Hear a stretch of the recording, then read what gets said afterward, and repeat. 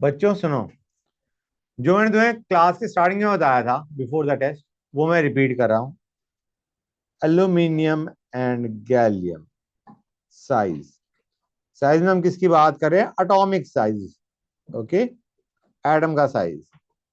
देखा गया कि गैलियम गैलियम एल्यूमिनियम के नीचे लाया करता है, तो it should be bigger in size. नया शेल ऐड हो चुका है उसके अंदर, बट गैलियम का size is smaller than aluminium. Okay, atomic size को अगर तुम देखो, एटम का साइज कंपेयर करो, एल्यूमिनियम का बड़ा है, गैलियम का छोटा है, जबकि एल्यूमिनियम ऊपर लाया करता है, गैलियम नीचे लाया करता है। क्यों? क्योंकि गैलियम से पहले क्या बढ़ता है? पूरा 3D। पूरा क्या बढ़ता है बच्चों? 3D। गैलियम से पहले 3D बढ़ता है, और 3D की shielding is poor. Poor shielding का मतलब क्या है? अट्रैक्टिव फोर्सेस क्या है? अट्रैक्टिव फोर्सेस क्या होंगे? ज्यादा होंगे। भाई इलेक्ट्रॉन शील्ड कर नहीं पा रहे, तो अट्रैक्टिव फोर्स बढ़ेगा नहीं बढ़ेगा? हाँ है ना? साइज छोटा होगा या नहीं होगा? और साइज इतना छोटा हो गया कि नया शेल ऐड होने के बावजूद तुम्हारा साइज डिक्रीजेस। क्लियर है? एल्यूमिनियम से गैलियम पे आए, साइज, एक नया शेल ऐड हो गया, but still the size is decreasing. Why? क्योंकि तुम्हारा 3D ने शील्डिंग नहीं करी ढंग से, जिसकी वजह से अट्रैक्टिव फोर्स बढ़ा और साइज छोटा हो गया। समझ आ रहा है नहीं आ रहा है बच्चों? That's good, that's great. अगर ये चीज समझ आ गई, बहुत अच्छी बात है। हाँ बोलो। मतलब वो बड़ा भी है, कम भी हुआ, पर ज्यादा कम हुआ। हाँ, ओवरऑल मतलब जो दोनों इफेक्ट्स को कंपेयर करा, तो देखा गया कि अट्रैक्टिव फोर्सेस ज्यादा बढ़ गई, जिसकी वजह से साइज छोटा हो गया। क्लियर है? जेड इफेक्टिव बेसिकली हमारा, या सिंपली जो हमारा नेट अट्रैक्शन था, वो बढ़ चुका है। Got that? Despite addition of new shell. Okay. और मैंने क्या बताया था? लेफ्ट टू राइट साइज क्या होता है बेटा? साइज डिक्रीज होता है। Down the group size increase होता है। इंक्रीज में एक्सेप्शन मैंने बता दिया, एल्यूमिनियम गैलियम। ठीक है? 4D और 5D का साइज ऑलमोस्ट बराबर। डी ब्लॉक एलिमेंट्स का साइज, मतलब डी में मतलब जैसे 3D के जितने भी एलिमेंट्स हैं, उनका size remains almost same. Clear है गाइस? मतलब डी में साइज वेरिएशन बहुत कम है। इन अ सीरीज 3D के अगर तुम एलिमेंट का साइज देखोगे, it is remaining almost same. ये बात अलग है, निकल तक साइज कम होता है और निकल के बाद साइज बढ़ता है, but that difference in size is not much. Clear है यहां तक? मैं एक बार इसे लिख देता हूं, ये साइज ये लिख देता हूं। Left right size decreases, down the group size increases. Third, D block in period size almost same, मतलब 3D के एलिमेंट का साइज ऑलमोस्ट सेम होगा। Slight difference but not much. F block में इन पीरियड साइज डिक्रीजेस। इसको क्या बोलते हैं हम? Lanthanoid actinoid contraction. हाँ है ना? और साइज डिक्रीज जो फोर्थ पॉइंट में जो साइज डिक्रीज है, उसका रीजन क्या है? Poor shielding by F orbital. Clear है यहां तक? ये सारा समझ में आया नहीं आया? और फिफ्थ, डी में मैं एक चीज बताना भूल गया। 4D एंड 5D है almost similar size,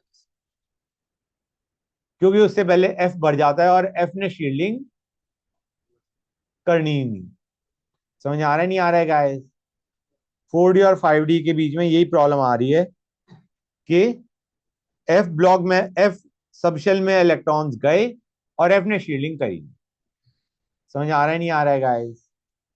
that's good, great. आगे करें? Now let us continue. Shielding या स्क्रीनिंग इफेक्ट पे आते हैं। हाँ बोलो बेटा। बेटा मुझे बताओ, 4D कब भरता है? हाँ, 4s बढ़ता है, फिर 3d बढ़ता है, 4p बढ़ता है ना, फिर 5s बढ़ता है, फिर 4d बढ़ता है, फिर 5p बढ़ता है, हाँ है ना, फिर 6s बढ़ता है, फिर क्या बढ़ता है, 4f, फिर 5d और फिर 6p, राइट। ये पीरियड 5 हो गया, ये पीरियड 6 हो गया। मतलब यहाँ पे हमारा 4d है, यहाँ पे 5d है। 4d के एलिमेंट्स और 5d के एलिमेंट्स को कंपेयर करें, डू यू रियलाइज और नॉट, 5d से पहले क्या भरेगा, 4f। उन बंदों ने शील्डिंग नहीं करी, बहुत घटिया शील्डिंग करी 4f ने। तो जैसे हमारा एल्यूमिनियम और गैलियम में, गैलियम का साइज छोटा हो गया था ना एल्यूमिनियम से, कुछ सिमिलर ही पैटर्न पे ये है कि एफ ने शील्डिंग करी नहीं, ऑल्दो ये नीचे वाले पीरियड में लाए कर रहे हैं, एक नया शेल ऐड हो चुका है, still because of very poor shielding by 4f, इसका साइज और इसका साइज ऑलमोस्ट बराबर हो गया। आई मीन जब शील्डिंग नहीं करी 4f ने, तो तुम्हारा अट्रैक्टिव फोर्स नेट क्या हो गया, बढ़ गया। इतना बढ़ गया कि नया शेल ऐड होने के बावजूद तुम्हारा साइज इज ऑलमोस्ट सेम। अब क्लियर हो गया, ग्रेट। हाँ, तो मैं कह रहा था स्क्रीनिंग इफेक्ट या shielding effect.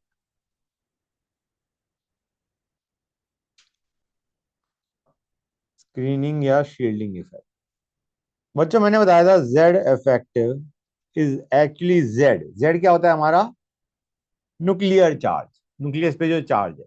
Z gives the number of proton, that is the charge on nucleus, हाँ है ना, माइनस दिस, ये है हमारा न्यूक्लियर चार्ज,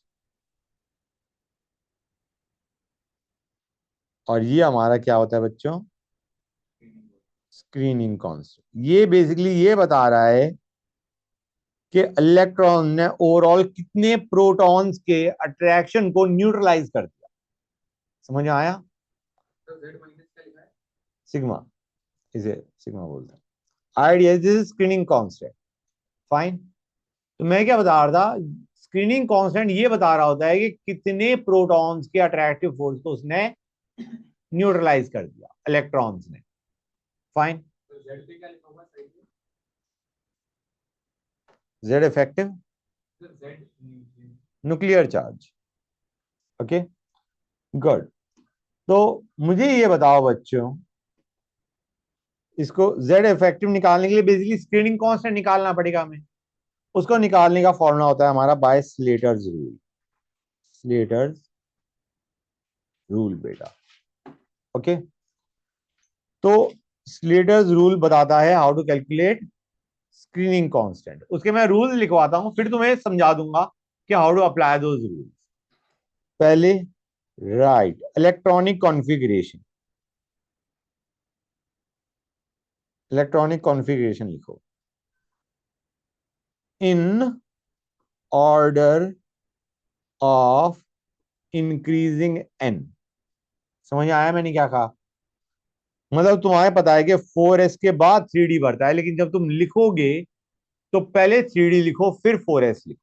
अब समझ गए, मतलब इलेक्ट्रॉन भरो नॉर्मल तरीके से ऑफ ऑफ प्रिंसिपल के हिसाब से, लेकिन जब तुम उन्हें लिख रहे हो तो जैसे 1s, फिर 2s, फिर 2p, फिर 3s बढ़ता है, फिर 3p बढ़ता है, फिर 4s बढ़ता है, 3d बढ़ता है, लिखो ऐसे, और बाद में उन्हें अरेंज कैसे कर दो, 3d, फिर 4s, 4p, 4d, 4f, फिर 5s, 5p, 5d, 5f, like that.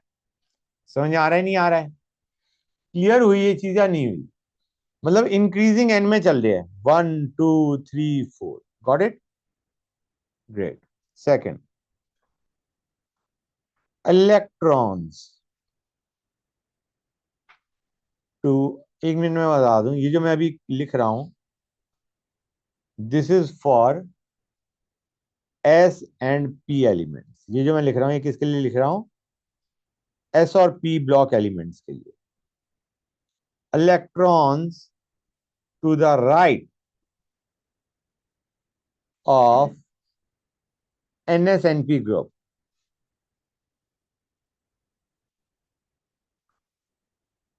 do not shield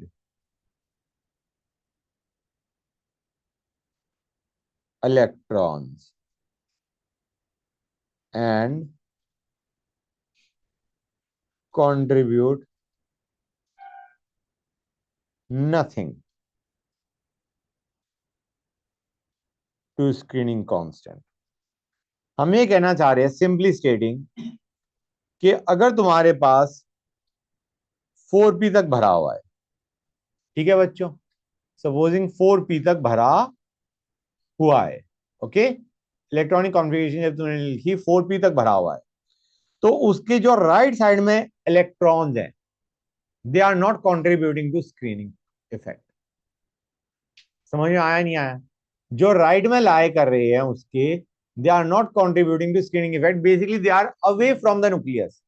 भाई इलेक्ट्रॉन तो वो शील्ड करेंगे ना जो अंदर लाई कर रहे हैं with respect to a particular electron. Example लेके समझाता हूं, बेटर फील आएगी. ये न्यूक्लियस है, ये फर्स्ट, ये सेकंड, ये थर्ड, और एक मैंने बना दिया 4. इस इलेक्ट्रॉन को कौन शील्ड करेगा? या तो इस शेल के इलेक्ट्रॉन शील्ड करेंगे या अंदर वाले शेल के इलेक्ट्रॉन शील्ड करेंगे. क्या ये शील्ड कर रहा है इस इलेक्ट्रॉन को फ्रॉम पुल ऑफ न्यूक्लियस? नहीं. वही चीज मैंने लिखी है. जो राइट साइड में लाई कर रहे हैं, they are not contributing to the screening effect. Right में लाई करना मतलब they are lying in the outer, they are away from the nucleus. Got it? कौन कौन से मतलब अभी बताता हूं. आइडिया इसकी, जैसे यहां पे 4p भर चुके तुम, तो जो उसके राइट में है, they are not contributing to the screening effect for an electron present in 4p. The electrons present in 4d and 4f are not contributing to shielding of an electron in 4p. Got that? Good. आगे चलें. Third point. All electrons, all other electrons rather, other अभी समझ आ जाएगा, in NSNP contribute 0.35 each to screening constant.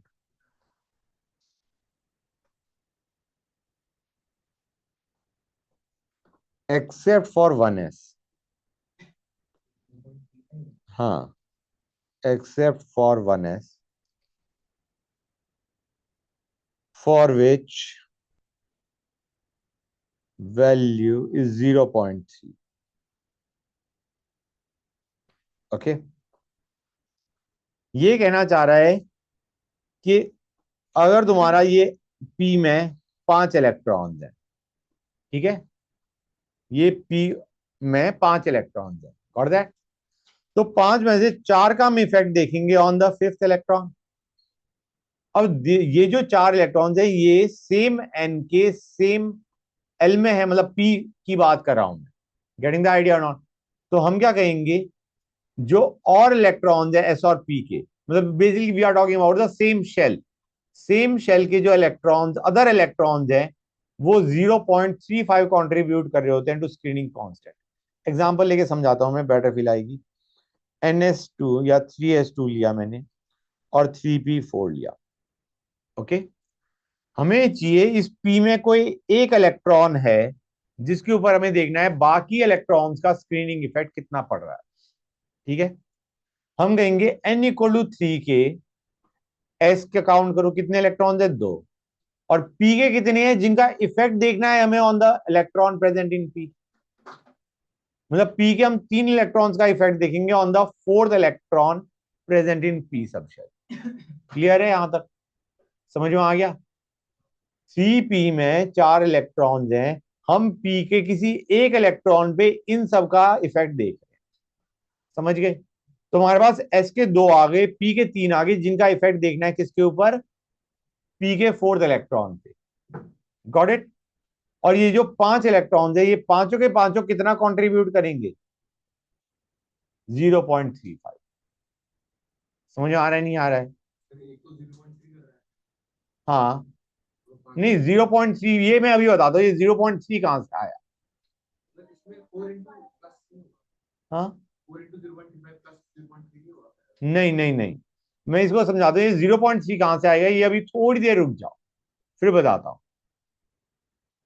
ये तब है जब तुम्हारा 1s के लिए ही है, मतलब आइडिया सपोजिंग 1s2 लेता हूं मैं, और मैं देख रहा हूं इस s के अंदर एक इलेक्ट्रॉन का दूसरे पे स्क्रीनिंग इफेक्ट कितना आ रहा है, तो हम इसको लेंगे 0.3। मतलब हमारे पास 1s में अब कितना इलेक्ट्रॉन है जिसका इफेक्ट देखना है ऑन अदर इलेक्ट्रॉन, एक ही इलेक्ट्रॉन है, एक इलेक्ट्रॉन का हम इफेक्ट देख रहे हैं on another electron present in 1s। तो इधर जो इस इलेक्ट्रॉन का स्क्रीनिंग कांस्टेंट होगा वो होगा 0.3। समझ गए? गुड। अभी जस्ट वेट इट आउट, समझ आ जाएगा, थोड़ा और क्लियर होगा फोर्थ पॉइंट से। ये कौन सा था, सेकंड था, थर्ड था? थर्ड। गुड। हाँ, अभी बताता हूं। All electrons in n-1th shell contribute 0.85 each to screening constant। अभी एक मिनट रुक जाओ बच्चों, मैं एक बार ये लिख दूं पहले, फिर मैं एग्जांपल लूंगा, एकदम से समझ में आ जाएगा। ठीक है? And fifth, all electrons in n-2th shell or lower contribute 1 each to screening constant। Okay guys, ये था एस और पी के लिए। डी और एफ के लिए क्या होता है, डी एंड एफ ब्लॉक के लिए ये था for a electron present in S और पी। डी और एफ के लिए first three rules are same.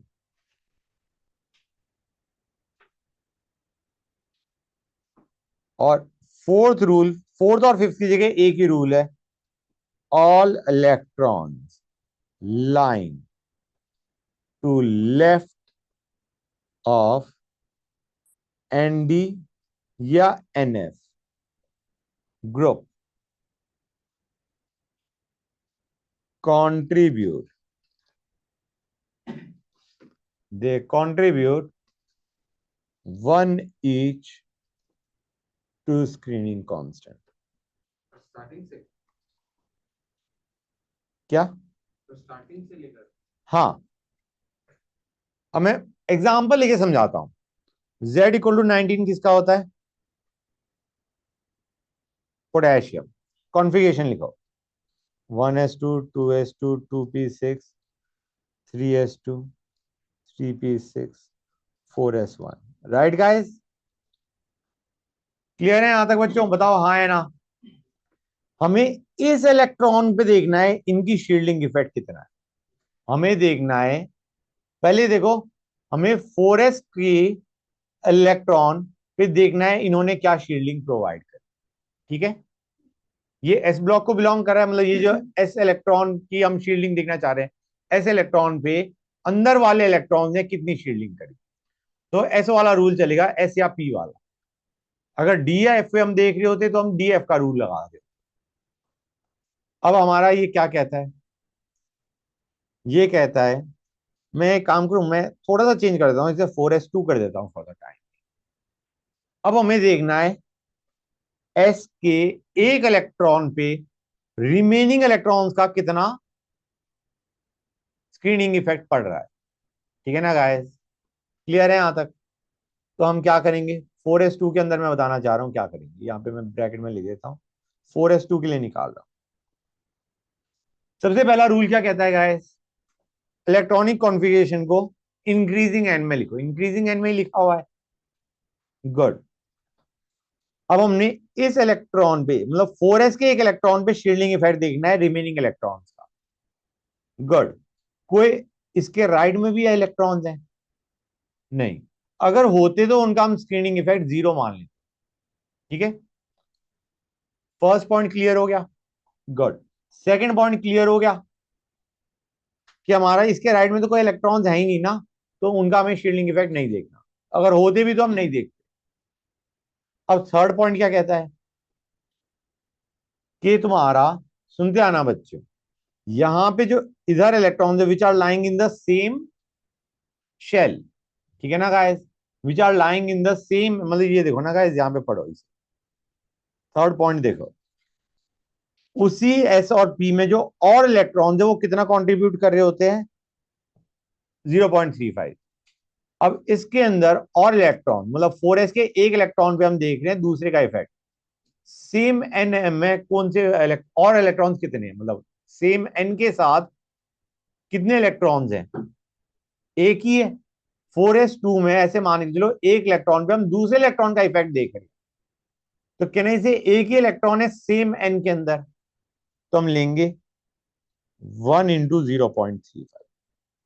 ये किसका आ गया, बेसिकली 4s2 को ऐसे मान के चलो 4s1 प्लस इलेक्ट्रॉन, इस इलेक्ट्रॉन पे हम स्क्रीनिंग इफेक्ट देख रहे हैं, इसका इसका कितना होगा बच्चों, 0.35। 0.35 वो सिर्फ 1s के लिए होता है, वो सिर्फ 1s के लिए होता है, 0.3 is only for 1s। Got it. अब आते हैं उससे इनर वाले जो इलेक्ट्रॉन्स हैं, जस्ट इनर वाले n-1 लिखा था ना बच्चों, वो कितना कंट्रीब्यूट कर रहे होते हैं, 0.85। तो 4s के बाद जो अंदर वाले हैं वो है 3s और 3p, कितने हैं टोटल, 8। ये 8 के 8 कितना कंट्रीब्यूट कर रहे हैं, 0.85। और उसके अंदर जितने भी हैं, उससे बिलो जो भी हैं, they are contributing 1 to screening constant. कितने हो गए बेटा total, 10। 10 × 1, this is your screening constant. हाँ, n-1 से जितने भी पहले हैं वो सारे 1। क्लियर है यहां तक, हाँ हाँ 1s आएगा, वो भी 1। क्लियर है बेटा, बेटा वो 0.3 तब होता है जब तुम्हारे पास 1s के ही, मतलब that is the outer most. हाँ तो इट विल बी कंट्रीब्यूटिंग 0.85। समझ आ रहा है नहीं आ रहा है। अब सपोजिंग मैं यहाँ पे 4s2 के बजाय 4s1 लेता तो क्या करते, ये हट जाता, ये हट जाता, बाकी चीजें सेम रहती। हाँ है ना, अगर 4s1 होता तो क्या ले रहे होते हम, 4s2 के बजाय अगर हमने 4s1 लिया होता तो हम इस इलेक्ट्रॉन पे इनका स्क्रीनिंग इफेक्ट देख। क्लियर हुई ये चीजें नहीं हुई, समझ गए,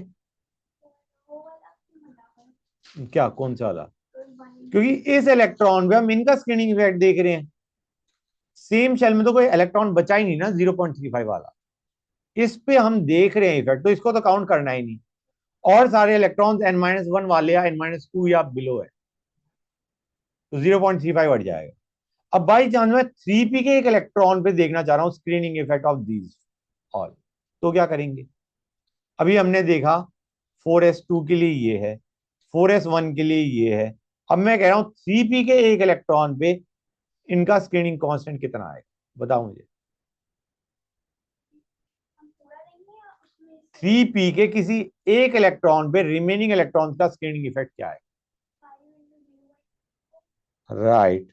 अगर 3p की बात कर रहा हूं मैं, 3p की अगर मैं बात करूंगा तो मैं कहूंगा ये तो कंट्रीब्यूट करेंगे ही नहीं, क्योंकि they are lying to the right, right में लाया करें, they do not contribute to screening constant. 3p के 5 बच गए, ठीक है ना गाइस, 6 इलेक्ट्रॉन पे हम बाकी 5 का स्क्रीनिंग इफेक्ट देख रहे हैं। ये देखो उसने क्या लिखा है, for same N, for same N they contribute 0.35, n-1 के लिए दे कॉन्ट्रीब्यूट 0.85, और n-2 या लोअर के लिए दे कॉन्ट्रीब्यूट 1। यहां पे देखो क्या है, 3p के लिए मैं 5 × 0.35 कर दूं, गुड, 5 भी नहीं, सही पूछा जाए इट विल बी 7 × 0.35। क्लियर है यहां तक, इसके 2 इसके 5, ये कितना कंट्रीब्यूट करेंगे, और ये कितना कंट्रीब्यूट करेगा, 1। समझ में आया नहीं आया? थोड़ी बहुत क्लैरिटी आई या नहीं आई? Just let me know. Clear to everybody? That's great. आगे चलें। अब जिंक की बात करते हैं। जिंक क्या होता है बच्चों? जिंक की इलेक्ट्रॉनिक कॉन्फ़िगरेशन लिखना। मैंगनीज नहीं कहा है बेटा, ये होता है बच्चों जिंक।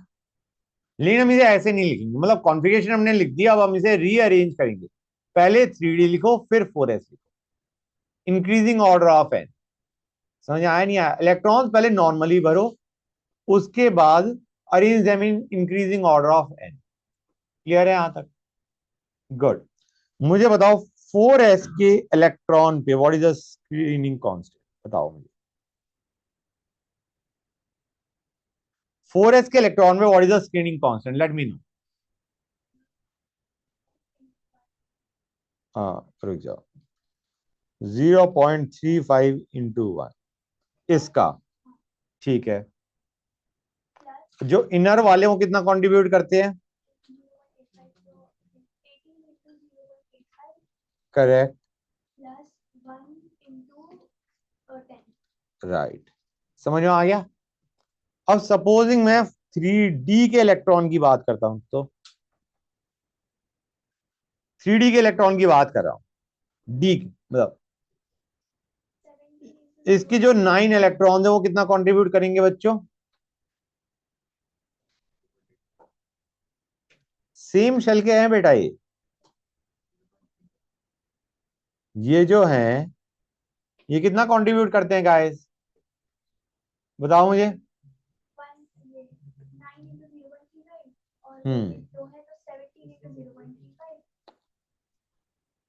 बेटा इसके अंदर रूल क्या था हमारा? एक मिनट देखते हैं। हमारा ये कहता है डी के लिए, कहां चला गया डी एंड एफ? पहले 3 रूल सेम है, पहले दो तो नॉर्मल थे।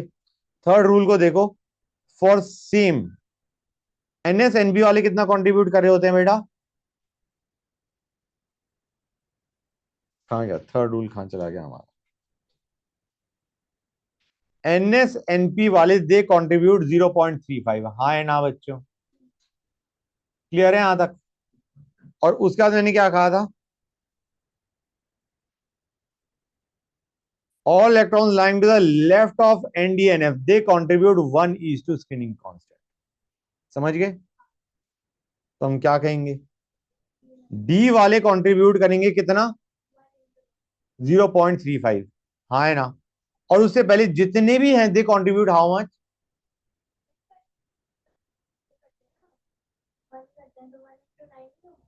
1 कहां लिखा है मैंने?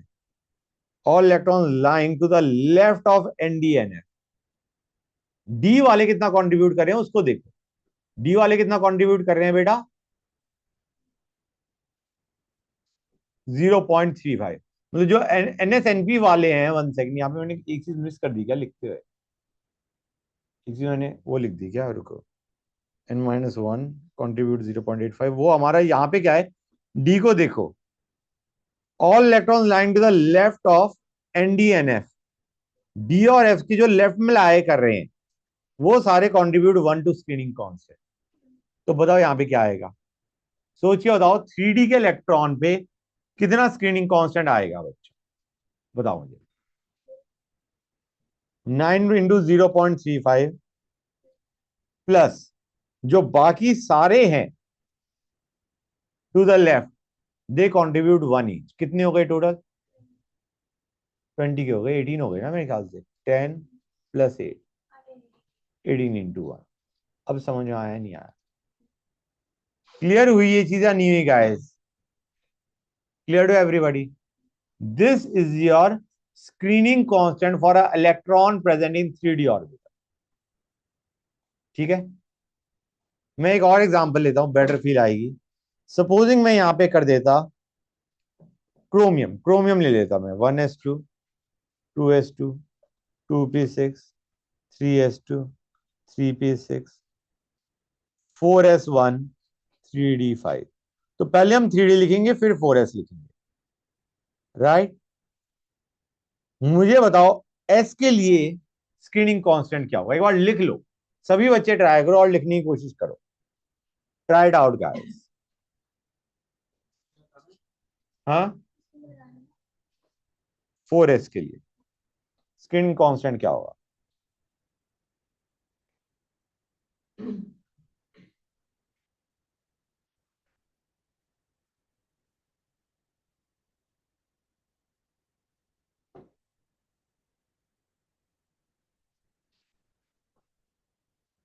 फोर एस के लिए क्या होगा? हम कहेंगे ये सारे कौन से हो गए, एस ब्लॉक के लिए हम क्या करते हैं, ये हो गए इनर डी वाले, हाँ है ना, इसमें तो कोई है ही नहीं और, तो यहाँ पे हम क्या करेंगे, n-1 कितना कंट्रीब्यूट करता है बच्चों?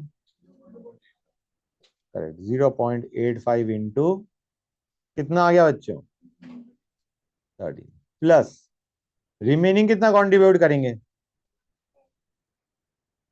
और अगर मैं कहता हूं 3D के किसी इलेक्ट्रॉन पे कितना स्क्रीनिंग आएगा?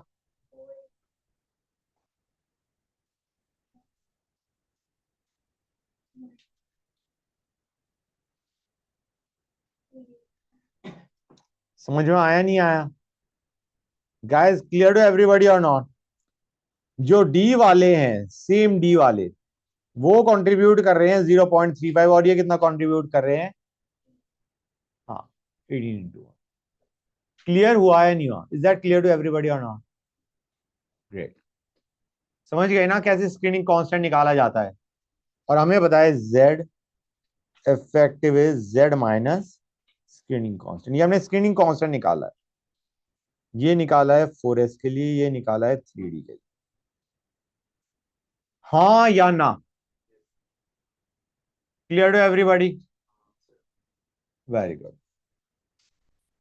वैसे सही पूछा जाए तो just give me 1 second, let me pause going to, हाँ बेटा, कोई बात नहीं। हाँ, तो मैं क्या बता रहा था बच्चों, मैं ये कह रहा था कि z इफेक्टिव ज्यादा होगा तो साइज पे क्या इफेक्ट पड़ेगा? z इफेक्टिव अगर ज्यादा होगा तो साइज पे क्या इफेक्ट पड़ेगा? For same period size decreases because z effective increases. समझ में आया नहीं आया?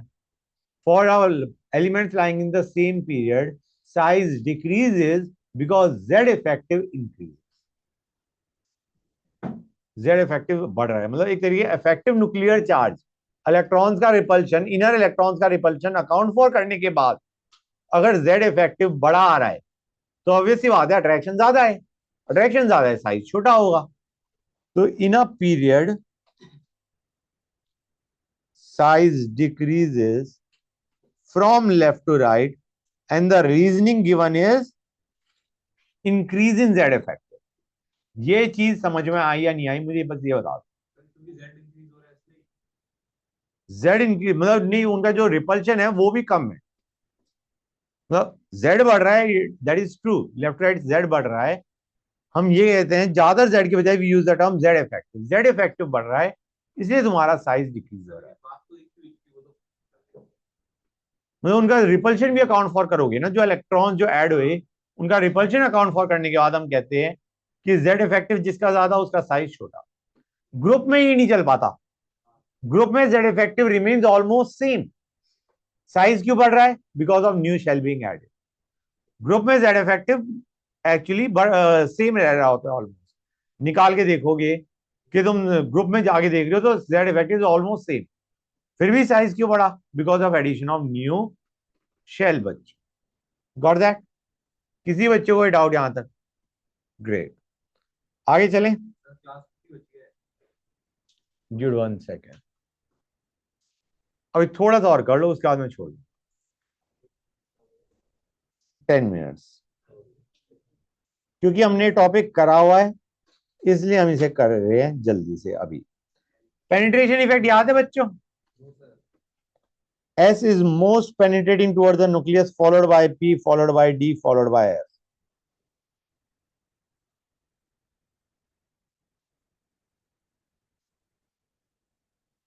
टूवर्ड्स द न्यूक्लियस, हाँ है ना? मतलब क्या है इसका? It is closest to the nucleus for same N, for same N. मतलब एस का भी एन सेम है और एफ का भी सेम है. F is farthest from the nucleus. Penetrating मतलब close to the nucleus. Close to nucleus. जो जितना कम पेनिट्रेटिंग होगा उतना ही वो दूर है न्यूक्लियस. क्लियर है बच्चों? समझ में आया नहीं आया? अब मुझे बताओ, साइज के हिसाब से बताना है. एक नॉर्मल चीज जो कि हम नेक्स्ट क्लास में ज्यादा डिटेल में डिस्कस करेंगे, अभी ओवरव्यू ले रहे हैं. मुझे बताओ, इलेक्ट्रॉन निकालना डाउन द ग्रुप आसान होना चाहिए या मुश्किल होना चाहिए? डाउन द ग्रुप इलेक्ट्रॉन निकालना आसान होना चाहिए या मुश्किल? It depends on size. Size बड़ा है, इलेक्ट्रॉन दूर है न्यूक्लियस से, थोड़ा सा एनर्जी दोगे वो बाहर कूद जाएगा. जितना वो पास होगा न्यूक्लियस के, उतना ही इलेक्ट्रॉन निकालना मुश्किल होगा. अब मुझे बताओ, डाउन द ग्रुप इलेक्ट्रॉन निकालना इज बिकमिंग इजियर और difficult? It is becoming easier, that's correct. Clear है? तो इलेक्ट्रॉन को निकालने के लिए जो एनर्जी चाहिए वो क्या हो रही है? कम लगेगी या ज्यादा लगेगी down the group? Ionization energy की बात कर रहा हूं, right. Ionization energy decreases down the group. समझ में आ रहा है नहीं आ रहा है? And what about left right? Left right electron निकालना आसान है या मुश्किल? मुश्किल हो रहा है, साइज छोटा होता जा रहा है. हाँ है ना? अब मुझे बताओ, तो आयोनाइजेशन एनर्जी लेफ्ट राइट क्या होनी चाहिए? बढ़नी चाहिए. ये हम आयोनाइजेशन एनर्जी में करेंगे, लेकिन अब यहां पे दो तीन एक्सेप्शन आ जाएंगे. सबसे पहले गैलियम एल्यूमिनियम ही आ जाएगा कि गैलियम का साइज छोटा है, एल्यूमिनियम का बड़ा है. तो आयोनाइजेशन एनर्जी किसकी ज्यादा होनी चाहिए? नॉर्मली गैलियम की होनी चाहिए, क्योंकि उसका साइज बड़ा होना चाहिए था, लेकिन उसका साइज छोटा है. एल्यूमिनियम विल हैव, मैंने भी क्या बोला था, मैंने डिड आई से गैलियम का साइज गैलियम का छोटा है, आयनाइजेशन एनर्जी गैलियम की ज्यादा है. मैंने कुछ और बोला था क्या? ओके. आइडिया इज एल्यूमिनियम और गैलियम में नॉर्मली आयनाइजेशन किसकी ज्यादा होनी चाहिए थी? एल्यूमिनियम की. वो ऊपर लाया कर रहा है, उसका साइज छोटा है. लेकिन आयनाइजेशन एनर्जी ज्यादा किसकी है? गैलियम की, क्योंकि उसका साइज छोटा है एज कंपेयर टू एल्यूमिनियम. हाँ है ना? तो एक तो यही एक्सेप्शन आ गया. ये आ गया ग्रुप के अंदर. आयनाइजेशन एनर्जी ज्यादा किसकी है? Gallium is greater than aluminium. Smaller size of gallium. Got that? समझ में आया नहीं आया? अब हम पेनिट्रेशन इफेक्ट से क्या डिसाइड करेंगे? ये तो मैंने वैसे ही बता दिया. आयनाइजेशन एनर्जी की बात करें तो I just told you this thing. बाकी हमें क्या डिस्कस करना है वो देखो. मैंने बताया था लेफ्ट राइट आयनाइजेशन एनर्जी क्या होती है. लेफ्ट राइट आयनाइजेशन एनर्जी बढ़ती है घटती है? बढ़ती है. साइज छोटा होता जा रहा है, इलेक्ट्रॉन निकालना मुश्किल होता जा रहा है. मतलब energy required to remove electron बढ़ रहा है. गुड. अब बेरिलियम और बोरॉन में किसकी ज्यादा होनी चाहिए? बोरॉन की आयनाइजेशन ज्यादा होनी चाहिए, होती है बेरिलियम की ज्यादा. Why is that? देखो, beryllium is NH2, boron is NS2 NP1. इसमें दो इफेक्ट काम कर रहे हैं, एक पेनिट्रेशन इफेक्ट और एक और इफेक्ट. बताता हूं मैं अभी. पहले पेनिट्रेशन की बात करते हैं. बेटा, एस से इलेक्ट्रॉन निकालना आसान है या पी से? कौन सा? Which is more penetrating towards the nucleus? S. It experiences stronger attraction of the nucleus. तो इन दोनों में निकालना किसके लिए आसान है? NS से या NP से? पी से. दैट इज वाई यहां से इलेक्ट्रॉन आसानी से निकलेगा as compare to this one. समझ में आ रहा है नहीं आ रहा है? जब बोरॉन में इलेक्ट्रॉन निकाल रहे हो तो तुम पी से निकाल रहे हो, बेरिलियम में जो इलेक्ट्रॉन निकाल रहे हो वो एस से निकाल रहे हो. फॉर सेम एन सेम रखा तो तुम समझ गए होगे कि वाई बेरिलियम से निकालना इज डिफिकल्ट और बोरॉन से निकालना इज. Got that? गुड. ये एक रीजन था. अब तुम ये मत कहना सर इसके हिसाब से बेरिलियम और कार्बन को अगर रिलेट करोगे तो किसकी आयनाइजेशन ज्यादा होगी? हम कहेंगे ये NH2 है, ये NH2 NP2 है.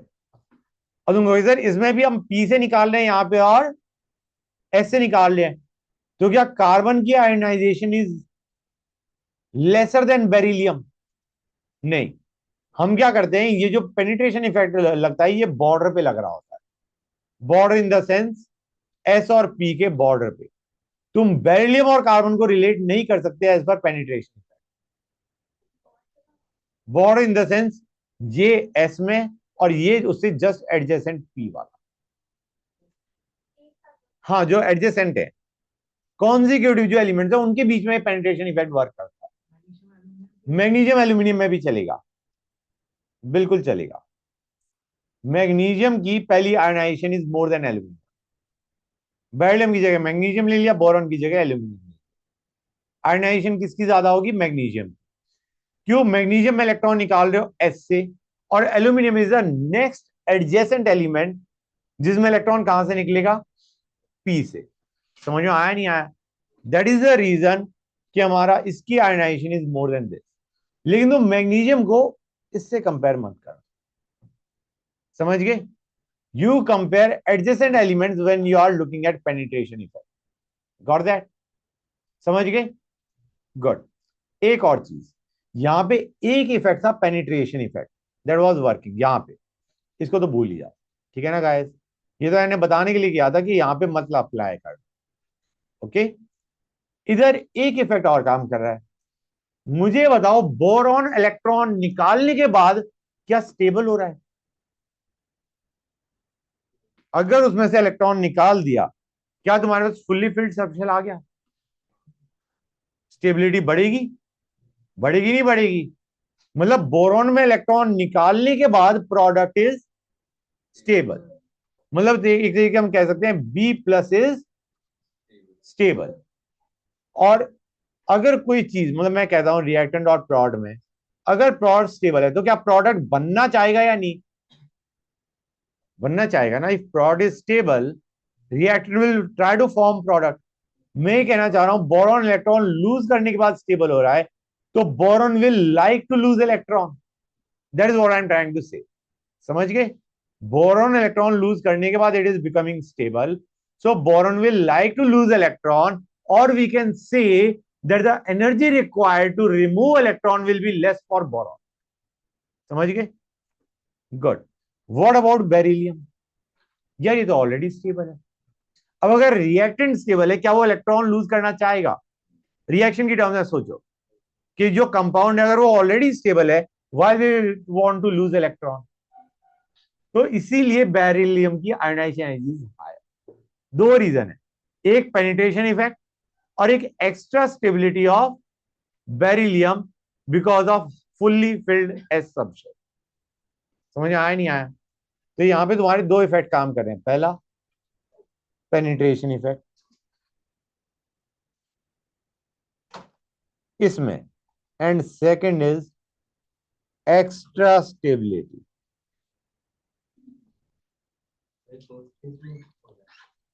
बिकॉज ऑफ, एक मिनट रुक जाओ, fully filled s subshell. Beryllium is already stable, जबकि boron after loss of electron is becoming stable. और क्योंकि बोरॉन लूज करने के बाद स्टेबल हो रहा है, हम क्या कह सकते हैं? Boron will like to lose electron, या उसकी जो आयनाइजेशन एनर्जी है it will be lower. Boron की ionization energy will be lower than beryllium. ये लूज करने के बाद स्टेबल है, ये बंदा ऑलरेडी स्टेबल, तो ये इलेक्ट्रॉन लूज नहीं करना चाहेगा, ये लूज करना चाहेगा। या फिर हम ये भी कह सकते हैं इसकी ionisation energy will be lower. समझ में आया नहीं आया? क्लियर हुई ये चीजें या नहीं? पेनिट्रेशन इफेक्ट समझ गए? Good, great. इन फैक्ट ये, चलो वो हम नेक्स्ट क्लास में डिस्कस करेंगे। I think that's sufficient.